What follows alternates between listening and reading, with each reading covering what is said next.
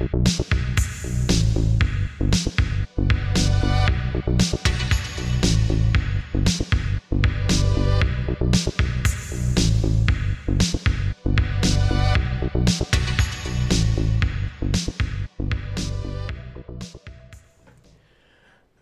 right, guys, we have a new client this week. Soft. They're an app developer.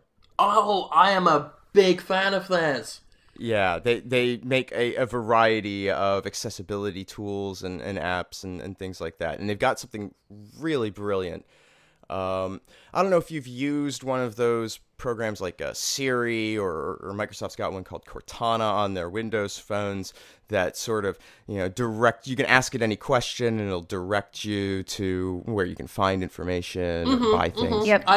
I've tried every single one and exclusively asked them if they like my testes, and they don't understand.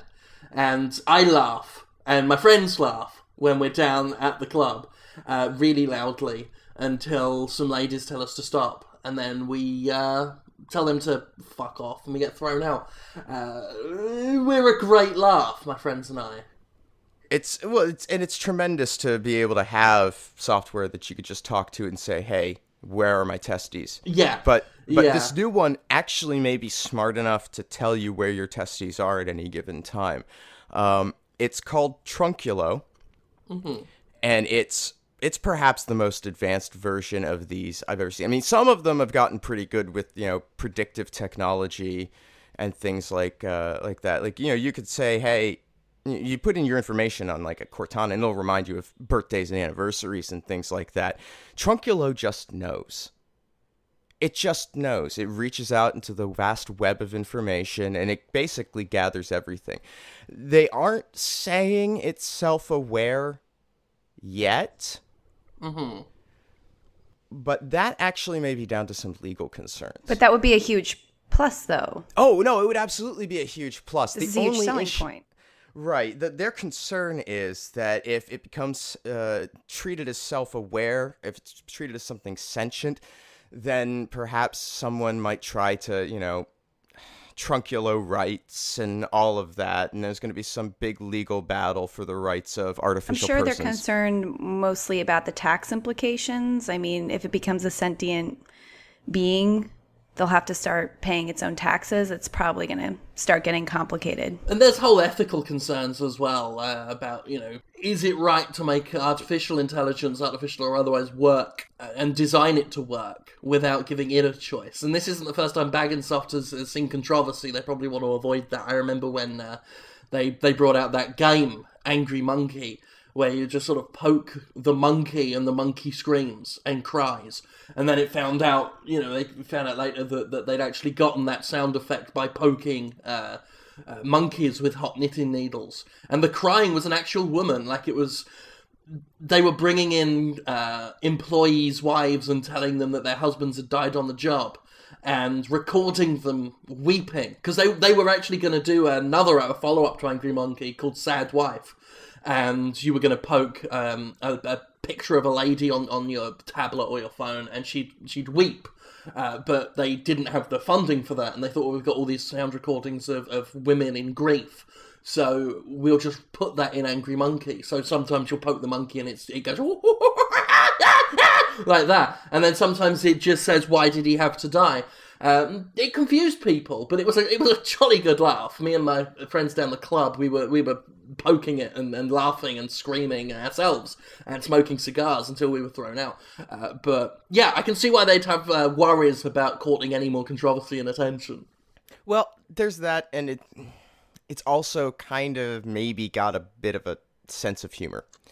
I don't know why it thinks this is funny, and we can't say for sure that it's a cause of the application, but the mad cackling after it does this seems to be confirmation. It's a very small percentage of users in the beta test, like 12%, found themselves accidentally being led to an in-progress crime. Nothing major, like a convenience store robbery. Not a big deal. But we may have to downplay a little bit of how smart this thing is, because if people, start to think that it's responsible for a couple of completely accidental deaths, just wrong place, wrong time stuff. I highly doubt it was scanning police channels to find these.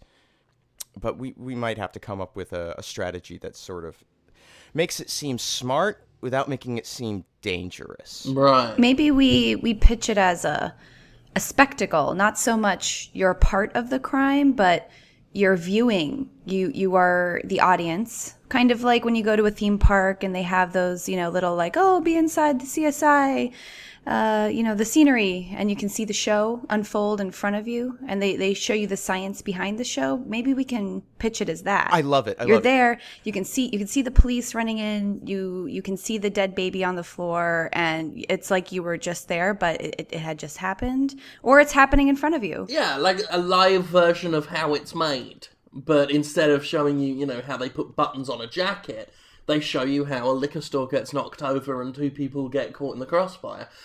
I could see that being a unique selling point, because if there's one thing I've learned, it's that Americans love grief. It's one of their favourite things. A famous person passes away, you want the live satellite feed above their home. Even better if the family's asked to be left alone and be in private.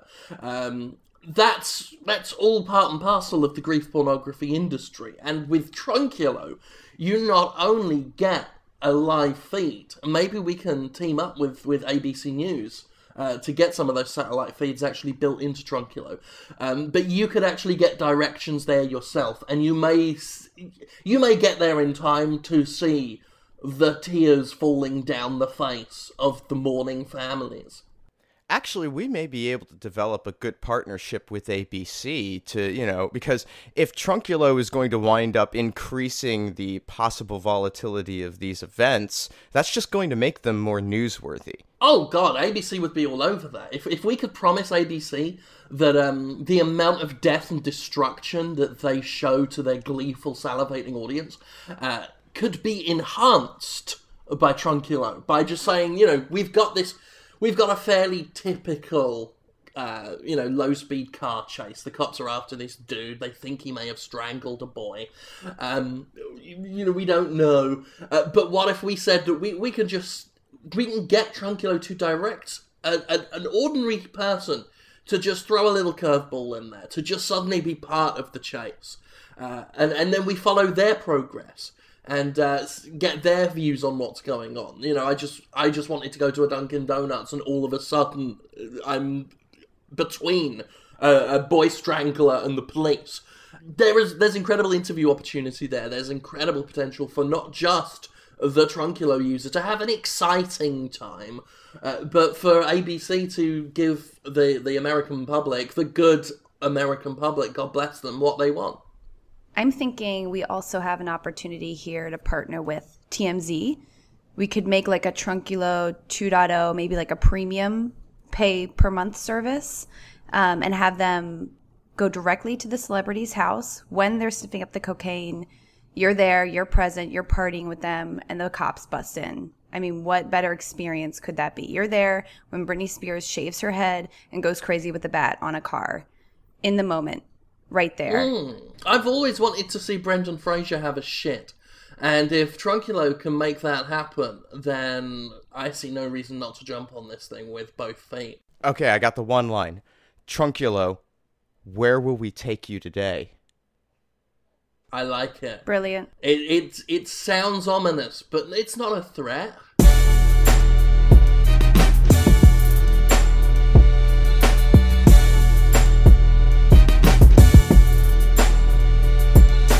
Now, I don't know if you guys have heard, but Robin Thicke, one of our most valuable and valued clients, has decided to start trying to open up his own chain of restaurants. Now, this is like the 3rd or 4th time he's tried this, and I think mainly the problem is in atmosphere, product, service, location, and being a restaurant. I visited his latest one, which is called The Makeout Factory. And to be honest, I don't think he knows how to run a restaurant. I mean, I don't think he knows how to do many things. How could he screw that up? That sounds delightful. Well, I like restaurants. I like to dine out. I like to take friends and family. The main problem, the first thing, is where he said, "Come alone." It was a sheet of paper, and I knew it was his handwriting because it was like a right-handed person had written with their left hand, sort of, and got some of the letters the wrong way round. In that way he does it, and he puts a little star at the end, and it just said "Come alone" in like red ink. I hope it was ink. So I went there. It's a warehouse just outside of town. That I think they used to make shoes there, but he bought it back when he was doing all right for himself, and he's been trying to do different things with this. I told him at the time, I said, "Don't buy an abandoned warehouse. People will think you're a bit peculiar." And he said, "No, this is where I'm going to make my fortune." The pop music is temporary. This abandoned factory lasts forever. And I guess that's why he's calling his new restaurant the Makeout Factory, is because of the factory history. But anyway, the restaurant is, you turn up, you open the big double doors. They're about as big as, well, they're big enough to let a fucking truck in. You push them open, they're pretty heavy, so that's the first problem. You're like straining your shoulder against this big iron door. Just with a scrape, just with a loud metallic scrape, you have to get in there. There are tables. He's laid them out. There's about 5 round tables with cloth on, forks, knives, all laid out, little glass of water, little candle, but in a massive, massive warehouse. It's like 500 foot of floor space. The tables take up like 50. You wander around, there's no one there. No one to take you to your seat, no one to take your order. There is not really much lighting apart from the candles, except for one light that's above this one door, this sort of back office door. You wander over there, eventually you get bored, go through the door, where there is Robin Thicke, in a dark room, with a woman, and they are just making out. They are just doing deep kissing with tongues out. There is a chair. He sort of, not even looking at you, waves you to the chair where you sit and watch, essentially, him with his tongue down some woman's face, essentially. And I don't want to suspect anything, but I'm fairly certain I saw that woman on a missing persons report a few weeks ago. She seemed into it, though. And after a while, I felt very uncomfortable. He wouldn't really acknowledge my presence, except sort of every few minutes, his eyes would just sort of turn to the right and look at me, while he was just, like that in a woman. He makes horrible noises when he kisses, like that. And it was when he just grabbed her breast and just squeezed it. It looked like he squeezed it too hard, and was just staring at me, and I sort of got up and left. I stepped out the room, where Shia LaBeouf hands me a pre-packed sandwich from Kroger, and sends me on my way. Now, my question is, do we know if the women are getting paid at least minimum wage? Yeah. Are we talking about server minimum wage here, like $3.25 an hour, or Plus like tips? Yeah, or is this $7? My only concern, I don't want to get us wrapped up in any legal issues with the minimum wage thing if he doesn't have a whole lot of customers tipping them. Well, labor force issues are a real serious concern. They're rampant. Yeah, and the last thing he would want is to have some kind of state issue where the work control board comes down and fucks him. That would be very, very bad news. Yeah. So you should probably warn him that at least have the paperwork on file for these people. Yeah, I'll bring it up with him. I had the same concerns when he tried a similar restaurant in the same location, the International House of Makeouts. Again, it was more or less the same experience. It was a different woman. And before that, when he had Apple Makeout Bees. Again, same location, same setup, same situation, different girl. Never seen these women before or since. Again, not insinuating anything, but My concern is he did once, when I had him in for a meeting trying to discuss getting his pop music career off the ground again, which he seems to have less and less interest in, he did just sort of... He sat back, sighed, looked to the ceiling and just said, "Oh, wouldn't it be great if making out with Robin Thicke could be considered a form of currency?" And we were talking about his next album. I don't know where that came from. I don't know if I thought at the time he was trying to get out of paying us. And it's like, I don't want to taste your writhing flapper, Robin. I say Robin, I called him Robert at the time. He hates that. He kicks the leg of my desk whenever I say it.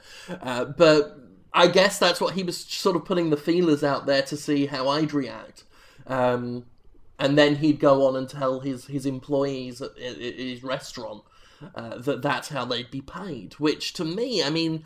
It's part of the service they're providing the customer. It's not really a payment in and of itself. Unless I'm not even supposed to be there.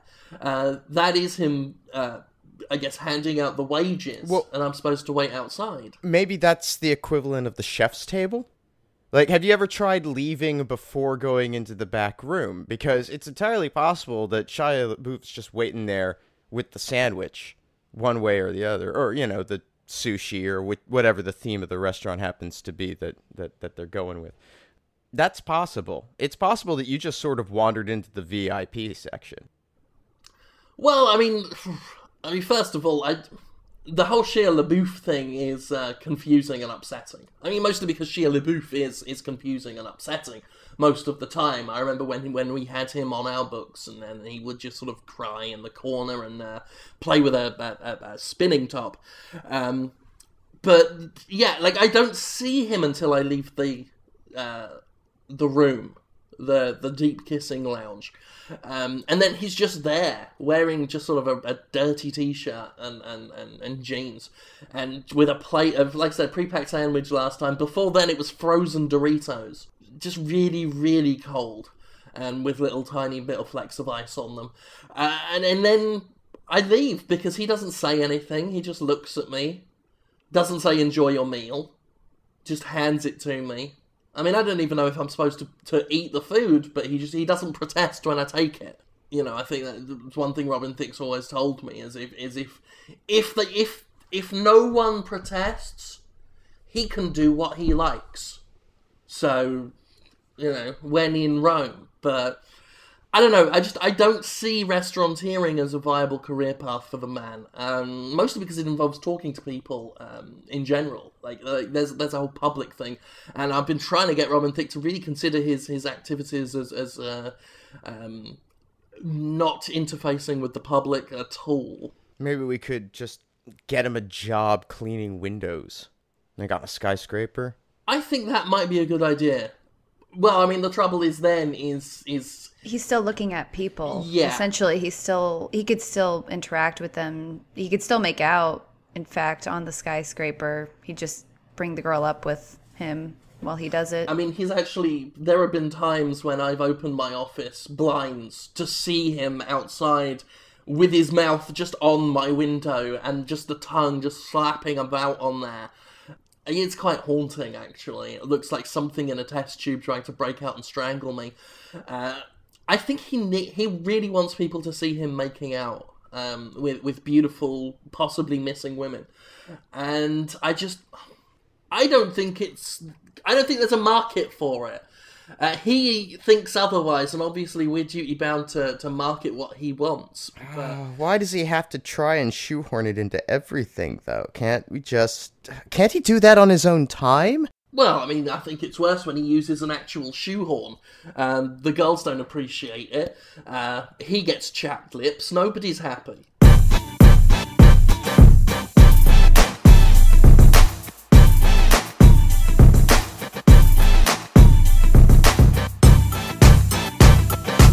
All right, guys, so I have some bad news. 2 of our raccoons have escaped the office. Oh. Wilfred and Chimichanga.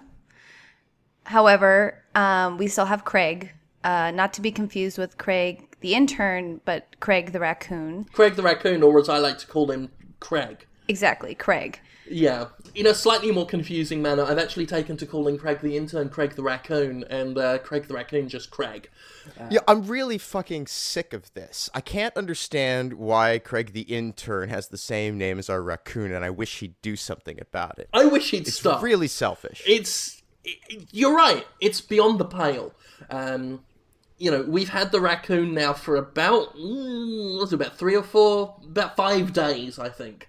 And Craig the raccoon, not to be confused with Craig the raccoon, has done nothing to accommodate the new status quo of the office. I don't know what he does anymore. I see him holding papers. I think he brings the papers in. I think he's just trying to compete with the raccoon. It's like, oh, look at me. Oh, I'm Craig. I've got the same name as the office raccoon. And if you ask me, he probably let Chimichanga escape. Well, the big problem for me is when I call for Craig, I'm expecting a mask. The least he could do is put on a fucking mask to accommodate me. Because he knows I want the raccoon. He knows I don't want him. Mm-hmm. Well, I mean, it's bad enough he doesn't wear a mask most of the time, because I don't want to see his face. Yeah, he finally got some solvent and threw off the Donatello mask, which I wasn't happy about. I thought it was insulting. We've all already been on the same page about Donatello being the best Ninja Turtle. And I think it was just thrown in our faces, and I don't think he's going to be putting on a mask again. Yeah. Which I think should go on his performance record. That is just not willing to work with people, not a team player. Not a team player. Exactly. Checkbox 3. Yeah. Not a team player. Mm-hmm. I think he is upset with us, maybe. I know the initial idea was to bring Bradley Cooper in. We wanted to make him feel a little bit more at home with the raccoons being in the office. Now we only have one, and he shares a name with our shitty intern. Yeah, I mean, it's a shambles. I'd be embarrassed to have Mr. Cooper in, and I want to sign him on. Obviously, Hollywood PR for the Stars is part of our many services here at FistShark, and having Bradley Cooper on our books, he's a rising star.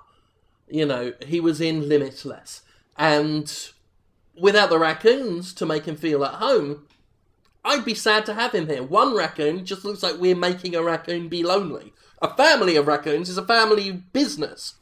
Having the one raccoon, it just makes it seem like it's an affirmative action hire. Mm-hmm. And then you seem callous, that you really only did it because you had to, not because you care about raccoons. You want to have a stable of 3 or 4 in the office for this kind of scenario. Well, yeah, I mean, and I don't think that Craig is happy being here on his own, because Craig the raccoon, when I see him, he's got scratches and bite marks all up his arms. I know he's asked several times that we actually get rid of the last raccoon, because he says he's getting infections, and he's not happy about the fact that we gave the raccoon his desk, and he has to work mostly in an alleyway outside. But if he does need to come in for some god-awful reason, it's raining and I also got hit by a man, we let him use the gents' lavatory. Not the one we all use, thank God, but that one round the back that no one goes in because they think that a girl died there a few years ago. We do enough for him. He didn't need a desk in the main office. He didn't need that at all. The raccoon needs it. It's gathering bits of newspaper and sausages and making itself a nest. I mean, I know he's thrown out the words peer pressure before, but it's not our responsibility if the raccoons circle around him and start, at him to get out of the office. That's not, he needs to just man up and deal with it one-on-one with each of the raccoons. Well, ask yourself this. Are the raccoons gathering round and going like anybody else? No. They don't want him here. He makes the raccoons feel uncomfortable. The raccoons seem fine in the presence of anybody else, so we've got to ask ourselves, what's Craig doing wrong?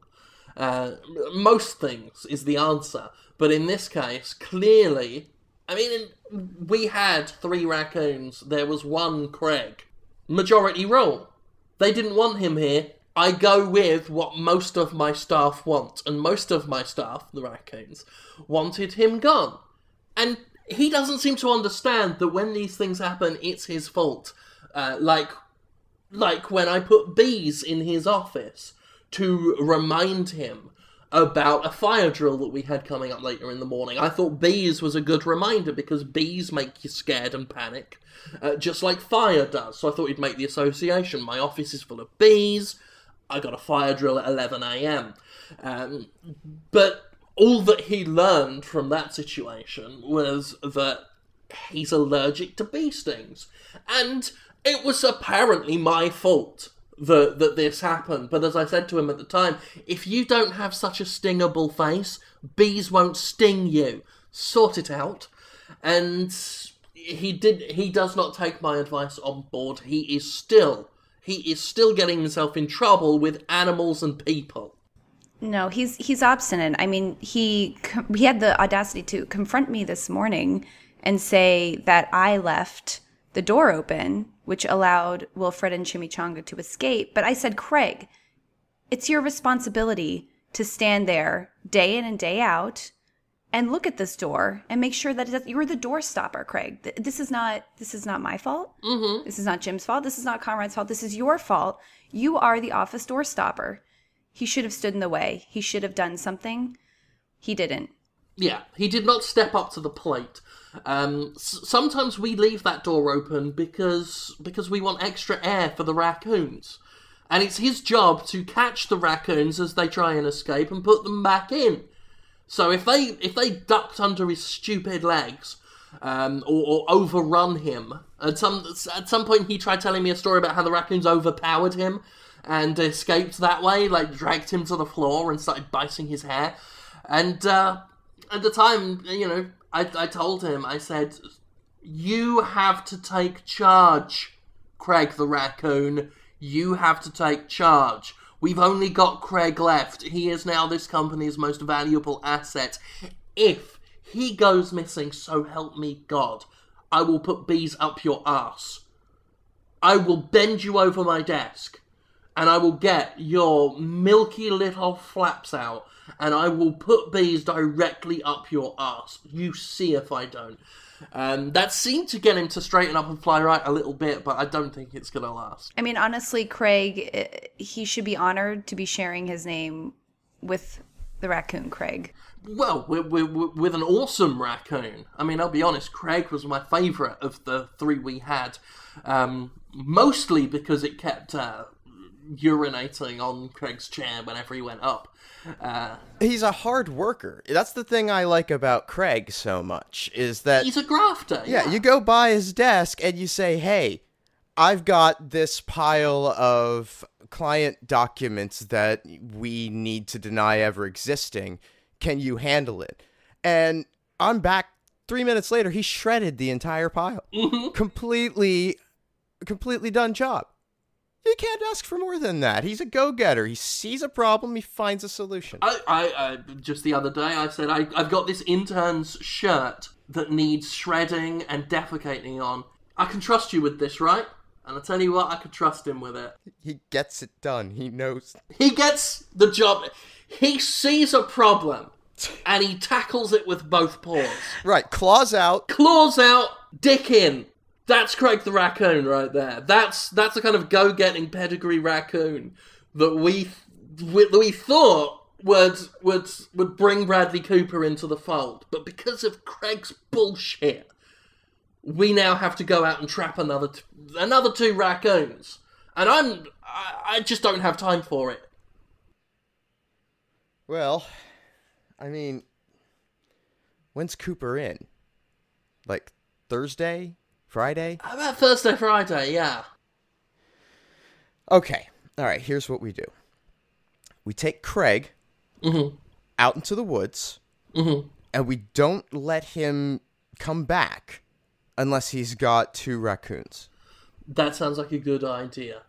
My only issue is don't have Craig do that the day before. Because on Wednesday, that's when Dean Kane's in the forest making weird little Blair Witch stickmen. Oh. Yeah. He gets really touchy about people watching him do that, doesn't he? Yeah, I mean, mostly if you bring up the Blair Witch Project, because he's like, oh, no, this is my idea.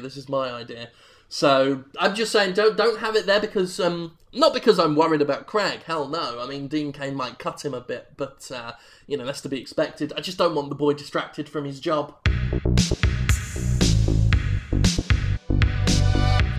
FistShark Marketing is Jim Sterling, Conrad Zimmerman, and Caitlin Cook. Theme music by Ben Rama. Segue music by Alizar Chan. Our editor is Nick Malone. More episodes are available at FistShark.com. Follow us on Twitter at FistShark for more of our exploits. And if you like us, give us a rating or review on iTunes. Complaints can be forwarded via email to fistsharkmarketing@aol.com. And remember, you're an individual. That's why nobody likes you. Goodbye.